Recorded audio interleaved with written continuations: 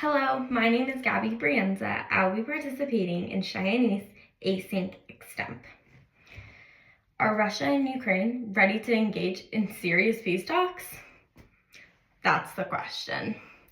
Now, if you were to ask me this about even a month or two ago, I would have said absolutely not. There's no way.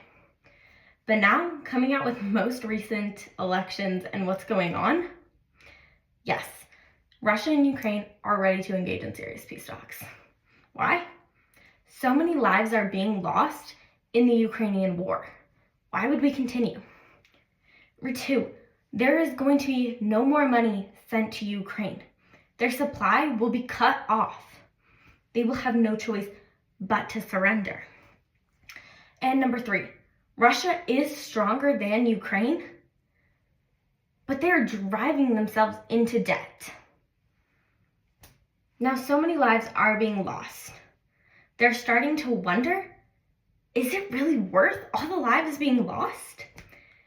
There's 43,000 troops being killed in the war with Russia, according to the Zelensky and according to BBC News. If so many of your troops are being killed after they are giving up their lives, something is going to hit you that peace talks need to be made. Now, also, Donald Trump is formulating a concept to end the Russia and Ukraine war. Zelensky wants to have a ceasefire. He wants to make peace. He didn't talk about details. And this is all according to Cheyenne Independent News. Now, if Zelensky is going to make efforts for a peace talk, we are going to see an end of this war. There is going to be less battles. There's going to be less movement for weaponry. There's going to be less calling from the United States to give money because Trump will be calling off all money supplies to the Ukraine war. The war needs to end. Zelensky has finally realized that he's not losing Ukraine. He's losing his people. And that's the one thing Zelensky never ever wanted to lose, was his people.